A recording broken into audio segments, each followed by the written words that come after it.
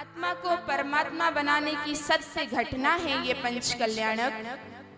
पतित को पावन करने का साधन है ये पंच कल्याणक। तीर्थंकर प्रभु की कथा को सुनाने का कारण है ये पंच कल्याणक। इंसान को जीवन जीने की कला सिखाने का साधन है ये पंच कल्याणक। धर्म की महिमा को बताने का हेतु है ये पंच कल्याणक। और ये पंच कल्याण प्रतिष्ठा महोत्सव किसी की नकल नहीं है कि हम कोई आयोजन करते हैं तो उसकी अपन नकल कर ले। यह तो वास्तविक है। पंच कल्याणक का और अर्थ है पंच अर्थात पांच, और कल्याणक का अर्थ है चतुर्निकाय के देवों द्वारा विशेष पूजन अर्चना करना। चतुर्निकाय के देव कौन होते हैं? तो भवनवासी, व्यंतरवासी, ज्योतिषी और कल्पवासी। ये चार प्रकार के देव इस महाअनुष्ठान में सम्मिलित होकर के प्रभु की पूजन अर्चना आदि संपन्न करवाते हैं। अब हमारे मन में प्रश्न उपस्थित हो सकता है कि तीर्थंकर कैसे बनते हैं। आप बता रहे हैं बार बार कि आदिनाथ तीर्थंकर का यह पंच कल्याणक प्रतिष्ठा महोत्सव संपन्न हो रहा है, तो तीर्थंकर बनते कैसे हैं?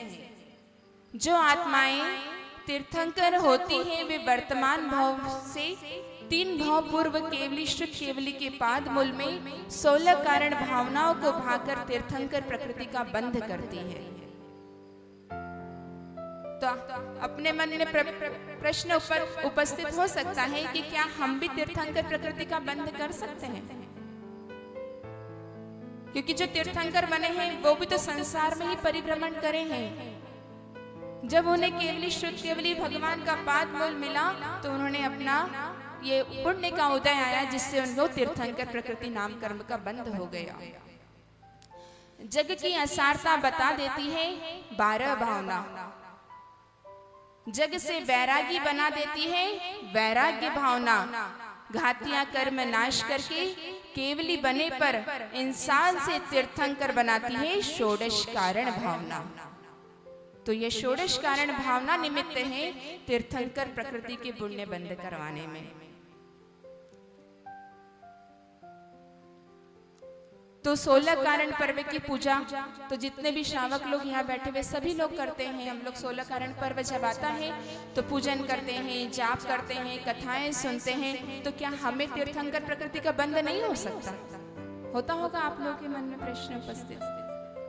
तो तीर्थंकर प्रकृति के बंध के लिए कई भवों तक पुरुषार्थ करना होगा। सिर्फ एक भव के पुरुषार्थ से काम नहीं चलेगा। हम 10 दिन पूजन करके आ जाते हैं भादव के महीने में और बोलते हैं हम तो बहुत धार्मिक हैं। अभी किसी को नियम दिलाने की बात करते हैं तो माता जी 10 दिन हम अभिषेक भी करते हैं, पूजन भी करते हैं, रात्रि भोजन भी नहीं करते हैं, बाहर का भी सब त्याग रखते हैं, लेकिन बस 10 दिन। तो आप लोग अपने मन में प्रश्न कीजिए कि क्या सिर्फ 10 दिन के ये नियम धर्म करने से हमें तीर्थंकर प्रकृति से महापुण्य की प्रकृति का आश्रय हो सकता है क्या? हम लोग बड़े बड़े अच्छे सज धज करके आते हैं और भगवान की पूजन करते हैं, पता ही नहीं चलता कि हमारा उपयोग कहाँ है। अभी जितने भी लोग इस सभा में बैठे हैं आधे से ज्यादा का उपयोग ये होगा कि हमारी कोई चप्पल चोरी करके नहीं ले जाए। बताओ है कि नहीं है? 2 दिन से सबकी घूम रही होगी। तो अभी हम लोग ऐसे चीजों को क्यों अपने साथ लाएं कि हम जो यहाँ गुरु की वाणी सुन रहे हैं उसमें भी हमारा 15-20 मिनट के लिए भी मन इधर से उधर भटक जाता है। हम साथ में लेकर के आते हैं। तो आज बीच का दिन है। 5 कल्याणक होते हैं, 2 कल्याणक निकल गए, गर्भ कल्याणक और जन्म कल्याणक। आज तप कल्याणक है, कल ज्ञान कल्याणक और परसों मोक्ष कल्याणक आएगा।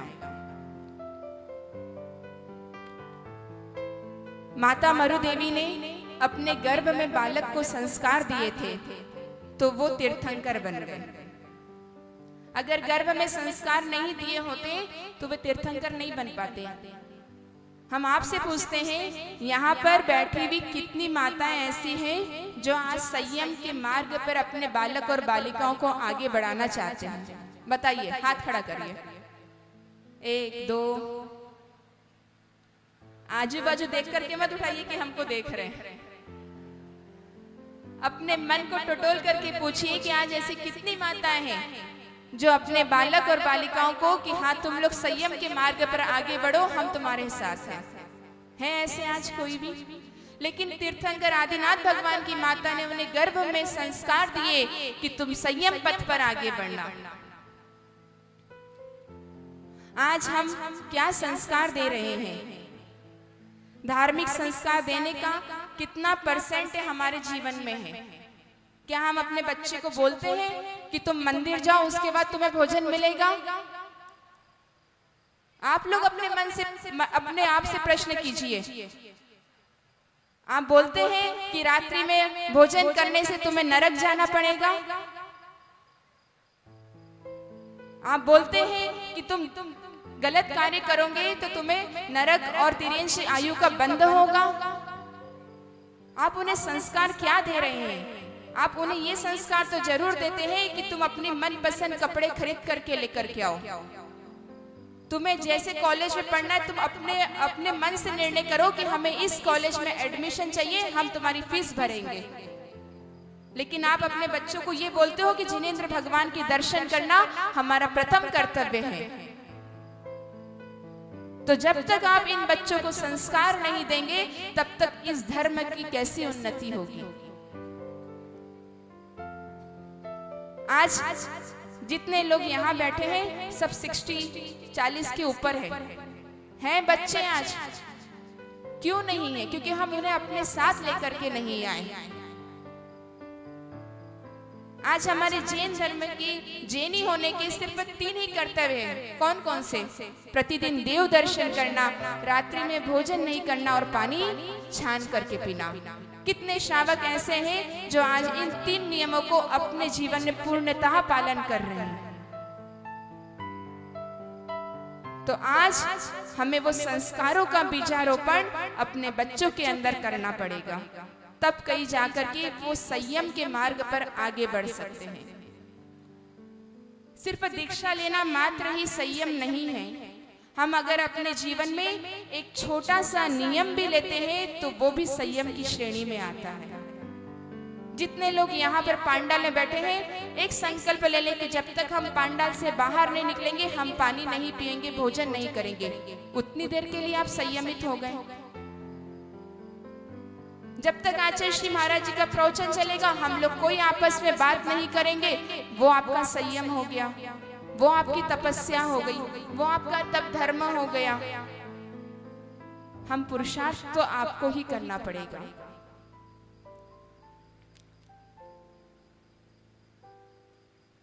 नहीं तो ऐसा होगा कि हमारा जो समय टाइम है उसका इन्वेस्टमेंट नहीं होकर के वो टाइम वेस्ट या टाइम पास हो जाएगा। तो आप लोग अपना सब घर बार छोड़ के यहाँ टाइम वेस्ट करने आए हैं क्या? टाइम का इन्वेस्टमेंट करना है ना, तो आपको संयमित होना पड़ेगा। कहा गया है, जब गुरु के शब्द सुनने हो तो कान खोल लेना। जब गुरु के शब्द सुनने हो तो कान खोल लेना। जब गुरु पे विश्वास करना हो तो आंखें बंद कर लेना। जब गुरु को अर्पण करना हो तो दिल खोल लेना। जब गुरु का प्रवचन सुनना हो तो मुख बंद कर देना। जब गुरु की सेवा करनी हो तो घड़ी बंद कर लेना, नहीं तो समय हमें इधर से उधर भगाएगा। कितनी बार हम समय देखते हैं, अभी और कितनी देर बची है, और कितनी देर अभी प्रवचन चलेगा माता जी का, कब खत्म होगा। तो जब भी आपको गुरु की सेवा करनी हो तो घड़ी बंद कर लेना। जब गुरु की विनती करनी हो तो झोली खोल लेना। यह गुरु का दर है, यहाँ मनमानी नहीं होती। यह बात भी पक्की है, यहाँ पर जो भी आता है उसे कोई परेशानी नहीं होती।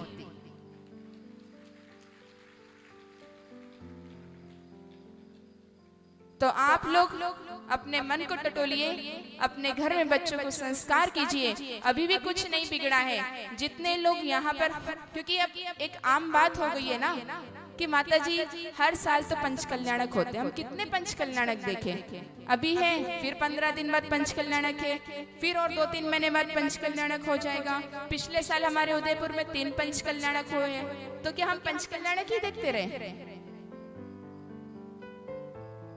अभी भी ऐसे सभा में कितने श्रावक ऐसे होंगे जिन्होंने प्रथम बार पंचकल्याणक देखने का अवसर प्राप्त किया होगा। तो अभी 2 दिन और आपके पास शेष है। आपको आचार्य श्री का परम सानिध्य प्राप्त हुआ है। आचार्य श्री के व्यक्तित्व के बारे में आप सभी जानते हैं, फिर भी आचार्य श्री कैसे हैं? वे प्रथमाचार्य चारित्र चक्रवर्ती आचार्य शांति सागर जी महाराज रूपी मान सरोवर के राजहंस हैं। वीरत्व शक्ति के साथ शिव समुद्र में अवगाहन कर धर्म रूपी मुक्ता फल को ग्रहण कर अजित सूरी पथ को प्राप्त करते हुए शताब्दी की छाया में जीवन को शिक्षित करने वाले आचार्य श्री वर्धमान सागर जी महाराज इस युग के ज्येष्ठ एवं श्रेष्ठ पट्ट परंपरा पर विराजमान आचार्य भगवान है।